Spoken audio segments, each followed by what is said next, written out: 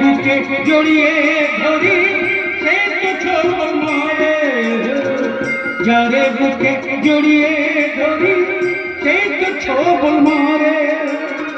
শূন্য বুকে ব্যথার পার আপা থেকে যায়, স্নেহ ভাষা ছাড়া আছে কি উপায়?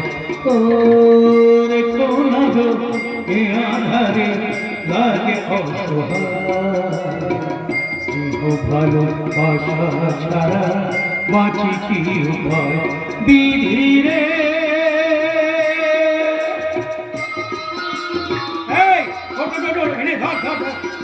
মাছগুলো মাছগুলোগুলো দেখি যা, বুঝলি? ওজনটা ভালো করে দেখে নিবি, খুব খতরনাক লোক। যা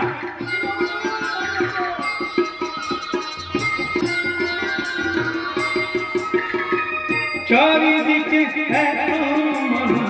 কেউ তো কারো না, কাকের বাসায় এই তো পরিচয়। চারিদিকে এত মানুষ কেউ তো কারো না, কাকের বাসায় কোকিলামি এই তো পরিচয়।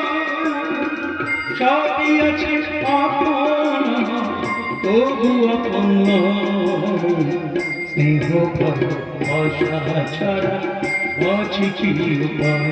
ওরে কোন গো এ আধারে লাগে অসহায়, স্নেহ ভালোবাসা। ভগবানের কৃপায় আজকে আমরা অনেক বেশি করে মাছ পেয়েছি। আজকে 12 বছর পর, আজকে 12 বছর পর মায়াচর গ্রামে স্বয়ং মা লক্ষ্মী নেমে এসেছেন। তাই তো আমাদের জেলেদের জালে অনেক রকম মাছ উঠেছে। এবার পেট করে আমরা দুবেলা দুটো ভালো করে খেতে পারবো। কি করে পেট ভরে খাবে গো কাশিদা? ওই সারা মাছ মানার আড়তে ওজনে ঠকাচ্ছে, আবার দামেও কম দিচ্ছে। সেদিকে তাহলে তুমি বলো কতগুলো মাছ নিয়ে গেল আর তার দামে মাত্র কত টাকা দিল? কেন কত টাকা হলো? মাত্র 800 টাকা। মাত্র 800 টাকা? তবে আর বলছি কি গো কাশিদা, আমরা গরিব জেলেরা রোদে পুড়িয়ে জলে ভিজে সারাদিন কঠোর পরিশ্রম করে মাছ ধরে কোন রকমের সংসার চালাচ্ছি, কিন্তু ওই সারা মাছ পান না আমাদের মাছ কিনে ইমারত বানাচ্ছি। এদিকে দেখো আমাদের পেটে ঠিক মতো দুবেলা ভাত জুটছে না। সেদিনে কথা মনে পড়লো, আমার খুব খারাপ লাগে রে। আজ যে আড়তগুলো মহেশ মানা, আজ থেকে 12 বছর আগে সেই আড়তগুলো মালিক ছিল আমার বাবা বীরেশ্বর কাজী। আজ থেকে 12 বছর আগে আমার বাবা বীরেশ্বর কাজী খুন হয়, তারপর মহেশ মানা সমস্ত আড়তগুলো একদম দখল করে নিল। সে কি তোমার বাবার সম্পত্তি? তুমি তাহলে ছাড়লে কেন? উপায় ছিল রে। মহেশমার বাবা নিকুঞ্জ কাকা ছিল আমার বাবার ম্যানেজার।